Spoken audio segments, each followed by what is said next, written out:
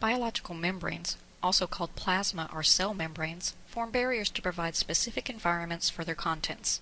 Membranes act as selective barriers, as they restrict the movement of some substances while allowing the movement of others.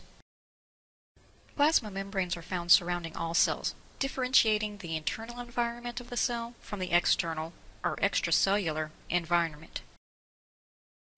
In addition, they are found surrounding structures within eukaryotic cells, such as the nucleus, and membrane-bound structures called organelles that have specific functions within the cell. The fluid mosaic model describes the composition and structure of plasma membranes. The fluid portion is composed of a dynamic phospholipid bilayer, and the mosaic portion refers to the presence of not only phospholipids, but proteins and other types of lipids found within the membrane.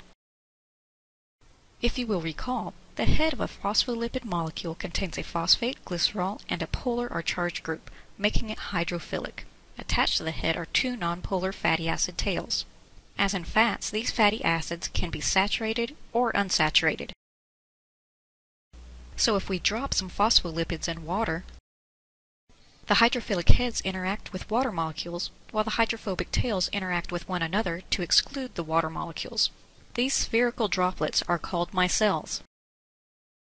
But phospholipids in aqueous solutions can also form more complex arrangements called bilayers, with two rows of phospholipids in a spherical shape. The hydrophilic heads interact with the exterior or the interior of the bilayer sphere, while the hydrophobic tails interact with each other. If we take a membrane surrounding the entire cell, the outer layer would be towards the extracellular fluid, while the inner layer would be towards the cytosol, which is the solution we find within cells. Now, the fluidity of the plasma membrane depends on many factors. Membranes are considered fluid to at least some extent because the phospholipid molecules move. They rarely move by flipping from one layer to another. Why do you think this would not be a common occurrence? Well, the hydrophilic head would have to travel through the hydrophobic tail region to get to a different layer. That's just not natural. So the phospholipids like to remain in their original layers, but they move at an extremely fast rate laterally. That means the phospholipids move around in the same plane or layer. That way the hydrophilic heads are interacting with each other, and the hydrophobic tails are interacting with each other. Perfectly natural. In addition, the shape of the phospholipids' fatty acid tails has a lot to do with fluidity. If the fatty acids are unsaturated, meaning they have at least one double bond between the carbons of the skeleton, then they will kink. This kink keeps the phospholipid molecules separated from one another, increasing the fluidity. If the tails are saturated and have no double bonds, they are relatively straight. This allows the phospholipid molecules to pack together closely, decreasing fluidity as the molecules cannot move around as much. Substances that are not very fluid are called viscous.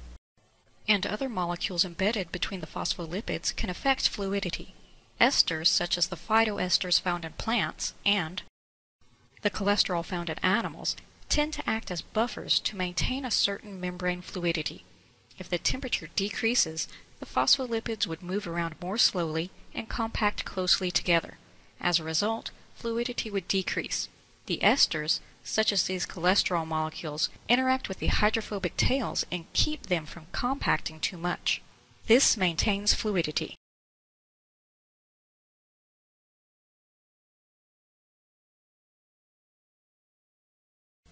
Also embedded in the sea of phospholipids are proteins. This diagram shows different types of membrane proteins. If you compare the exterior side facing the extracellular fluid to the interior side facing the inside of the cell, they are very different. This is because the interior proteins have a different job to do compared to the exterior proteins. Integral proteins have both hydrophobic and hydrophilic regions, as they span the width of the membrane. Many integral proteins act as passageways to allow substances in and out of the cell. Peripheral proteins are not embedded in the lipid bilayer. They are bound to the surface of the membrane or to an integral protein. Many peripheral proteins have enzymatic functions. So how do substances move in and out of the cell if cells are protected by this dynamic membrane? First, let's review a cell's environment. Cells contain and are bathed in an aqueous solution, which consists of a solute and a solvent. When we place a solute like sugar into a solvent like water, the polar water molecules interact with the polar sugar molecules, and the sugar dissolves in the water. But the solute doesn't stay in one place. The energetic molecules randomly move around and bounce into one another. Eventually, the solute molecules are as far away from one another as possible. And this is diffusion. All atoms and molecules have an inherent energy which allows them to move from an area of higher concentration to an area of lower concentration. Does diffusion occur in a cell? Well, let's look at this simulation. Here we have a selective membrane. The small red particles can move across the membrane. There are many red molecules on one side of the membrane, so we have a concentration gradient. There is a high concentration of solute on one side and a low concentration of solute on the other side. Based on the concentration gradient, will the red molecules cross the membrane? And if so, how many will cross? As you can see, about half of the solute molecules cross the membrane by diffusion. Now each molecule is as far away from the others as it can be, and we have reached an equilibrium. But remember, molecules have an inherent energy, so they are constantly moving around, and we call this a dynamic equilibrium. But there are tons of different molecules and ions. Cells cannot allow everything to enter. So let's consider a semipermeable membrane. Some substances are allowed to diffuse across, while others cannot. Here's a really big molecule. Do you think it can fit through the pores of the membrane? Nope, too big. What about this charged molecule? Can it travel through the hydrophobic fatty acid tails of the bilayer? Nope, too charged. What about this molecule? Water. It's polar, but it's really small. Just right. The water molecule was small enough and only had partial charges, so it could get through the membrane. We give a special name for the diffusion of water across a semipermeable membrane: osmosis. Don't think that osmosis is different from diffusion. Diffusion is a general term that we use for any substance moving from a higher to lower concentration. Osmosis is specifically the diffusion of water across a membrane. But what about cells? What substances are selected to cross the plasma membrane? Some molecules can quickly cross the plasma membrane by directly diffusing across it to reach an area of lower concentration. These molecules are typically very small and nonpolar, as they need to make their way through those hydrophobic tails of the phospholipids. This is simple diffusion, so it is a passive process. No energy is used. So extremely small and nonpolar molecules like oxygen and carbon dioxide diffuse very rapidly across the plasma membrane. More complex but still small and nonpolar steroids and fat-soluble vitamins rapidly diffuse across the plasma membrane. But what about water? It's definitely small, but it is polar.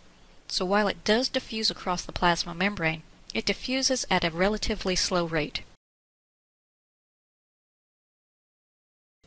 And there are many water molecules in the cytosol and extracellular fluid, so they can diffuse more readily than many other molecules because of their vast numbers.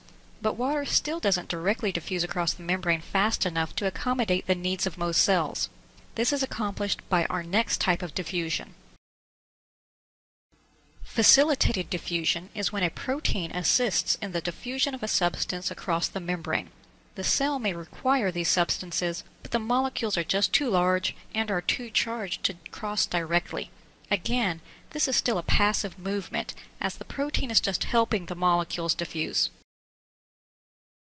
So while water can slowly diffuse directly across the membrane, it mainly diffuses with the help of a channel protein called aquaporin. It is called a channel protein because there is a hole that runs through the protein to allow water to flow from one side of the membrane to the other. Much of the exterior of the protein is hydrophobic, as it must interact with the hydrophobic tails of the phospholipids. But the interior is hydrophilic, as this portion interacts with the water molecules, allowing them to diffuse into the cell at a much higher rate compared to diffusion directly across the membrane. Ions like this potassium cation do not directly diffuse across the plasma membrane and must utilize channel proteins called ion channels.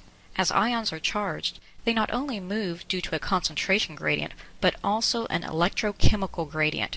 In fact, most ion channels are gates and will not open unless the outside has a particular charge in comparison to the interior.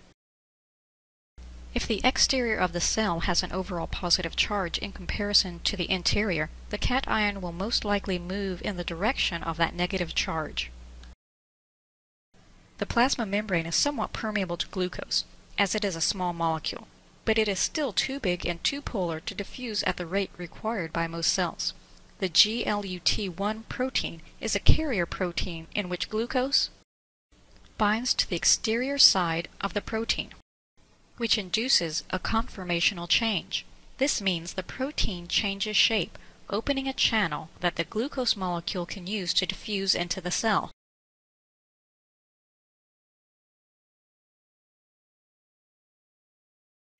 Now that we know how substances can diffuse across membranes, let's explore osmosis in more detail. You know it is the movement of water across membranes, and most osmosis occurs through aquaporins. But will the water flow into the cell or out of it? That depends. Tonicity is the comparison of solutions to determine the direction of water flow across a membrane. Tonicity is relative, as we must be comparing two solutions. For example, the solute concentration of a solution inside a cell to the solute concentration of a solution outside a cell. We are assuming that the solute cannot diffuse, so only the water can flow across the membrane. The three types of tonicity are isotonic, hypotonic, and hypertonic. Remember, we have to be comparing two solutions to use these terms. We will examine the three different types of tonicity by using a red blood cell. We are assuming the membrane is not permeable to the solutes we are investigating, so we are only looking at osmosis, the diffusion of water. Isotonic solutions have equal solute concentrations.